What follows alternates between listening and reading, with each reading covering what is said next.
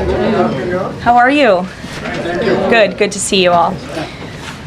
What we have seen transpire in Los Angeles, California in recent days is shameful. Left-wing radicals waving foreign flags viciously attacked ICE and Border Patrol agents as well as Los Angeles police officers. These criminals injured police, threw rocks at police cars and officers, burned vehicles, shut down freeways, and lobbed Molotov cocktails, all because the Trump administration was removing violent criminal illegal aliens from the city. These attacks were aimed not just at law enforcement, but at American culture and society itself. Rioters burned American flags, chanted "Death to ICE," and spray-painted anti-American slogans on buildings. But President Trump will never allow mob rule to prevail in America. The most basic duty of government is to preserve law and order, and this administration embraces that sacred responsibility. Democrats like Governor Gavin Newsom and Mayor Karen Bass shamefully failed to meet their sworn obligations to their citizens. They didn't have the courage to do the right thing and protect law-abiding Californians from rioters. That's why President Trump deployed the National Guard and mobilized Marines to end the chaos and restore law and order. The mob violence is being stomped out. The criminals responsible will be swiftly brought to justice, and the Trump administration's operations to arrest illegal aliens are continuing unabated. When the initial immigration enforcement actions took place on June 6th, Mayor Bass took to social media to say she was deeply angered by what has taken place. Mayor Bass then embarked on one of the most outrageous campaign of lies this country has ever seen from an elected official, blaming President Trump and brave law enforcement officers for the violence. She accused heroic American immigration and customs enforcement officers targeting illegal alien murderers, rapists, and pedophiles of, quote, sowing terror in communities and disrupting basic principles of safety in our city. Around the same time, Governor Newsom claimed that immigration enforcement actions were causing chaos. That's how radical Democrats have become. Their opposition to President Trump has forced them to side with illegal alien criminals in their communities and violent rioters and looters over law enforcement officers who are just doing their jobs. Mayor Bass and Governor Newsom fanned the flames and demonized our brave ICE officers. Instead of defending their city and their state, Karen Bass and Gavin Newsom claimed that in order for the riots and the violence to stop, ICE needed to leave and immigration raids must end. In other words, the position of the Democrat Party is that the federal government is not allowed to enforce our laws and to arrest and deport illegal alien criminals. They're attempting to use a violent mob as a weapon against their own constituents to prevent the enforcement of immigration law. This is deeply un-American and morally reprehensible. President Trump received a clear mandate from voters to reverse the illegal invasion ushered in by Joe Biden's open border and to end the lawlessness represented by Karen Bass and Gavin Newsom's California. President Trump promised to carry out the largest mass deportation campaign in American history, and left-wing riots will not deter him in that effort. Sanctuary cities and states will no longer be allowed to shield illegal criminals from deportation. Just take a look at some of the illegal monsters who were taken off the streets in Los Angeles in recent days. A Vietnamese national, a known gang member with a conviction for second-degree murder. A Mexican national with convictions for child molestation who was armed with a dangerous weapon and had previous arrests for robbery and domestic violence. A Filipino national with convictions of rape, assault, burglary, and theft. A Mexican national convicted of statutory rape, narcotics violations, and hit and run. A Nicaraguan national with convictions for domestic violence and hit and run and a previous arrest for willful cruelty to a child. And an illegal alien from Mexico who was arrested after allegedly throwing a Molotov cocktail at law enforcement officers during the Paramount riots on Saturday. He is now being charged with attempted murder. Law-abiding American citizens do not want these public safety threats living in their communities, no matter what Democrats like Karen Bass and Gavin Newsom may claim. And let this be an unequivocal message to left-wing radicals in other parts of the country who are thinking about copycatting the violence in an effort to stop this administration's mass deportation efforts. You will not succeed. Any lawlessness will only strengthen this president's resolve to defend the majority of Americans who want to live their lives peacefully, free from the fear of violent criminal illegal aliens. As President Trump said, order will be maintained and illegal aliens will be expelled from our country. In economic news, the latest Consumer Price Index inflation report came in today below expectations again. Since President Trump took office, inflation has come in below economics expectations every single month. Core inflation held steady and remains at the lowest level since March of 2021. Wage growth remains strong. The average private sector worker is on track to see their real earnings increase by around $1,200 adjusted for inflation. And prices continue to fall for everyday Americans. Energy prices fell from April to May. Gasoline has fallen each month since President Trump took office, down 12% over the past year. And prices for meat, poultry, eggs, and fish are all down from April to May as well. Under President Trump's strong leadership, America is beating Joe Biden's record-high inflation crisis. And once the One Big Beautiful bill passes, our economy will boom like never before. This bill is the largest tax cut for middle-class Americans in history. The One Big Beautiful bill gives a 15% tax cut to working Americans and families. We'll see increased take-home pay of $10,000 per year. The One Big Beautiful bill expands the child tax credit to $2,500 for more than 40 million American families with children. And the One Big Beautiful bill cuts taxes for overtime workers, saving them nearly $2,000 per year, and ends taxes on tips, saving tipped workers nearly $2,000 per year as well. All of these provisions are broadly popular with an overwhelming support from the American people. We need Republicans in Congress to finish the job and send the One Big Beautiful bill back to President Trump's desk for his signature as soon as possible. With that, we'll get to questions. I'm sure you have many of them today. Here in our new media seat is Elizabeth Mitchell, the White House correspondent for the Daily Signal, who's not afforded a seat in this room, but today she is. Thank you, Elizabeth. Thank you so much, Caroline. I have two questions, if that's okay. First, a few Republicans on Capitol Hill are suggesting that President Trump scale back deportations, even as ICE is reportedly gearing up for raids in 5 more Democrat-led areas. Would anything dissuade President Trump, and would he consider sending in Marines if anti-ICE violence occurs in these cities? Well, I think I may have just answered both of your questions with my opening monologue. The Trump administration is going to continue the mass deportation effort that the president promised the American public. Many of you were at those rallies in cities and communities across the country when the president spoke about his commitment to removing violent illegal criminals and anyone who has broken our nation's immigration laws from American communities. And God bless our ICE and Border Patrol who are working hard on that effort. This administration is going to continue that. And it's part of the reason we do need the One Big Beautiful bill to pass as well, may I add, because the bill provides funding to hire more ICE agents and Border Patrol agents, more personnel on the ground to conduct this important public safety work. Thank you. And on another topic, President Trump has indicated that aides to former President Biden who used the auto pen to sign major orders and pardons should be investigated for potential crimes. Does he think that Biden allowing, or at least being negligently unaware of this activity, was an impeachable offense? I haven't heard the president address whether it's an impeachable offense, but it could perhaps be a criminal offense, especially on behalf of staffers who may have been utilizing the president's signature without his authority or consent. I understand that Republicans on the Hill are moving in the right direction to call attention to this and to bring in some former White House staffers who clearly knew more than they ever shared and never addressed with the American public. And so we look forward to seeing where this investigation continues, and I know the Department of Justice is also looking into the matter as well. Alex, good to see you today. Good to see you, Caroline. Thank you. You mentioned foreign flags being blown during these protests. There are protest activities being organized for this weekend. Part of it are Democrats saying they want to reclaim the American flag. It's also being titled No King's Day. Does the president see himself as a king, and does the White House expect to see American flags being flown during these protests this weekend? The president views himself as the president of the United States of America. This is a constitutional republic, and we want to see all of our citizens be proud of the country in which they are given the privilege and the blessing to live. And I think that those images of foreign flags being waved with by illegal criminals and by violent rioters in the face of cars blowing up and of flames in the city. I have photos of that here to show you.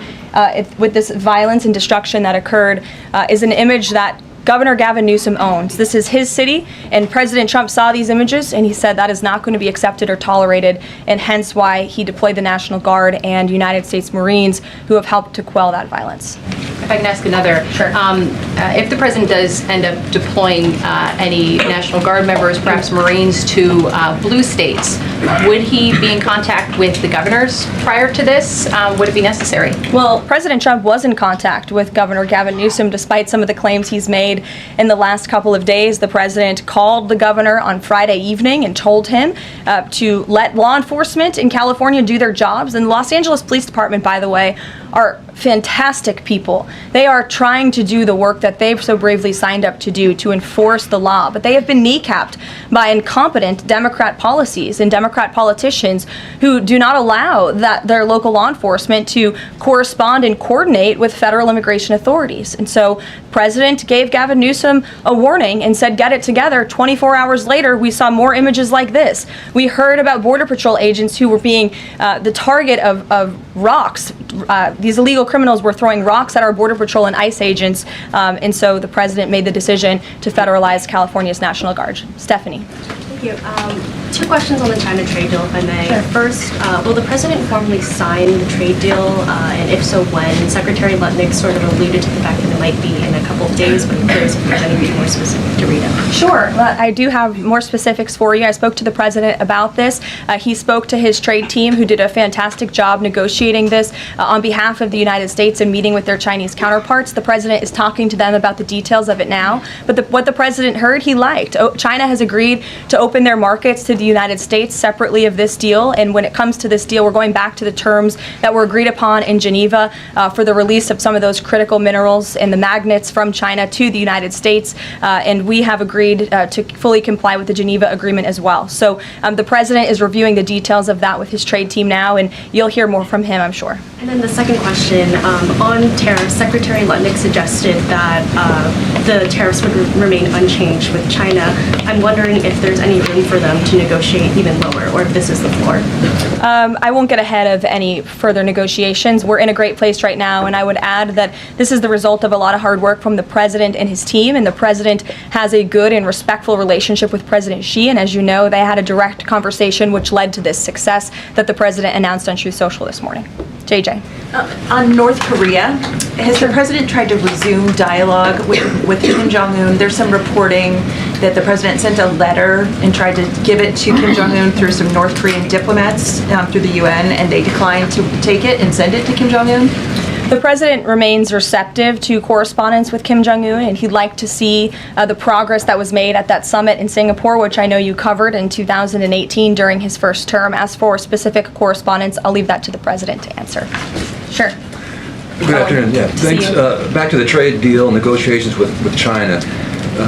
Jimmy Lai, as you know, is a pro-democracy advocate, Catholic, sitting in solitary confinement in Hong Kong as we speak. His family believes he may be close to death. Did his name come up, Jimmy Lai's name come up in these negotiations with China? Not to my knowledge. I understand the negotiations were very much focused on our trade and economic relationship with China. Does the president believe he can free Jimmy Lai from prison? I'll check with the president. It's certainly an important issue, and I'll get back to you. Thanks, Caroline. The president said yesterday that paid insurrectionists were behind or involved in the protests in Los Angeles. Does the White House have any more details about who they believe is paying these protesters? The president spoke about this last night when he returned from Fort Bragg, because frankly the president has a lot of common sense, and if you look at some of the imagery that we have received from the Department of Homeland Security and ICE and law enforcement who are on the ground, you will see boxes and boxes of very professionalized masks and rioting equipment being dropped off for these protesters. So it's a good question the president is raising, and one we are looking into, about who is funding these insurrectionists and these rioters and these protesters and these illegal criminals. And I have updates for you on the numbers, by the way. Since June 6th, there have been 330 illegal aliens that have been arrested as part of these riots in Los Angeles.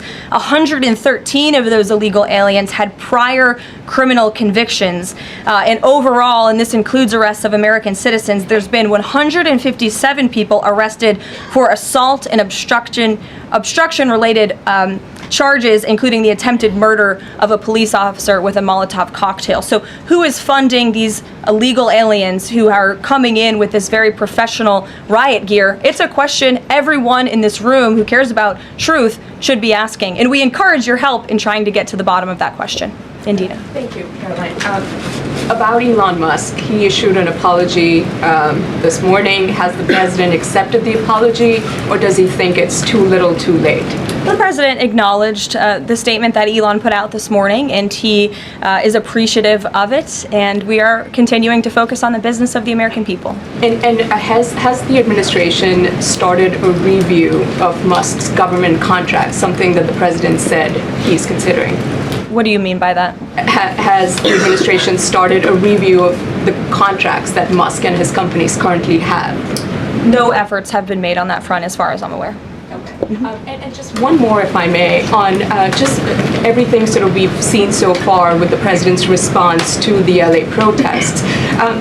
There is criticism that seems to suggest that the president responded the way he did because it was a deliberate, calculated attempt to sort of shift focus away from his feud with Musk. How would you respond to that? The president responded to the LA riots, condemning the violence to from Musk.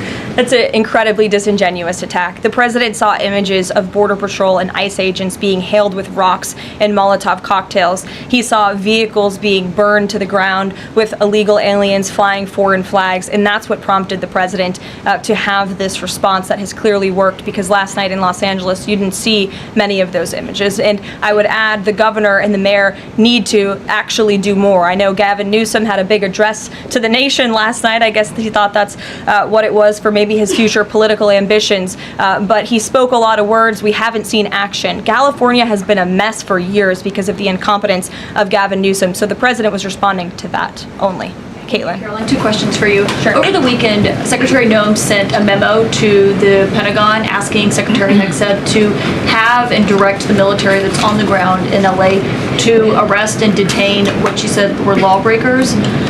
Is the president okay with that? And under what authority would the members of the military be able to arrest people inside the United States? I can't speak for a letter that came from the Department of Homeland Security. I can't speak for the president and what's currently happening on the ground now. And as you know, the president federalized the National Guard under U.S. Code 10, which he has the authority to do. And our United States Marines and the National Guardsmen and women who are on the ground right now are helping to create a peaceful environment for ICE and Border Patrol, who were being, again, hailed with rocks, who were being violently and viciously attacked. They needed reinforcements, and so our United States Marines who are on the ground are providing those reinforcements to ensure the environment is peaceful so that these raids and deportations can continue. But he realizes they can't actually arrest people unless he invokes the Insurrection Act, which, I mean, seemingly was not something that was in Secretary Noem's memo, a clear distinction she did not make there. Again, you're trying to conflate a letter that was sent to the Department of Homeland Security to the president's legal authority. The president understands the legal authority that he invoked, and that's the current situation right now. When it comes to federalizing the National Guard, what is the specific criteria that the president is using for when he's deciding to do that, and in which states? The president was asked and answered this yesterday. He wants to see an end to the chaos and the violence. He doesn't want to see law enforcement officers being attacked. He wants to see peace. He wants law-abiding Californians to be able to bring their kids to school, to be able to go to work without seeing this violence in the streets. That's what the president's hoping for, and that's why he's taken this action. John. Thanks a lot, Caroline. Two questions on two separate topics. One has to do with the military parade taking place here in Washington this weekend. There's a lot of security around the White House complex, around the Capitol complex, even along the tidal basin. Is that just proactive? Are you expecting anything in particular in terms of unrest like we've seen in Los Angeles? These are proactive security measures to protect those marching in the parade, many of whom will be veterans and our brave men and women in uniform and Gold Star families. There's going to be military families from around the country who are flying into this parade. And of course, it's to protect the spectators who will be enjoying this incredibly patriotic show on Saturday. And I hope you'll all join us there. And then secondly, Secretary Pete Hegseth testified on the Senate side of the Capitol today. Yes.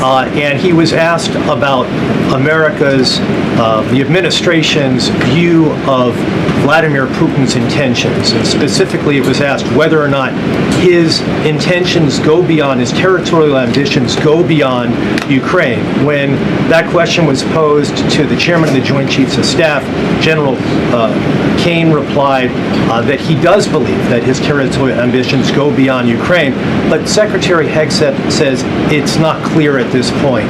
How does the president view this issue? The president has spoken on this. He he said, as he calls it, he believes Ukraine was always the apple of Putin's eye. And he made it very clear to Putin in his first term not to invade Ukraine. Putin didn't invade Ukraine because of President Trump's peace through strength foreign policy agenda and the effective deterrence policies that he implemented in the first term. Unfortunately, because of the weakness and incompetence of the previous administration, Vladimir Putin made the decision to invade Ukraine, and now we have this brutal war which the president is working very hard to end. Jasmine. Thanks so much, Caroline. The president warned that any protests on Saturday would be met with force. Can you clarify what kind of protest President Trump does support or find acceptable? The president absolutely supports peaceful protests. He supports the First Amendment. He supports the right of Americans to make their voices heard. He does not support violence of any kind. He does not support assaulting law enforcement officers who are simply trying to do their job. It's very clear for the president what he supports and what he does not. Unfortunately for Democrats, that line has not been made clear, and they've allowed this unrest and this violence to continue, and the president has had to step in. One question. So if there were peaceful protests on Saturday for the military parade, President Trump would allow that? Of course the president supports peaceful protests. What a stupid question. Raquel. Thank you so much, Thank you, Caroline.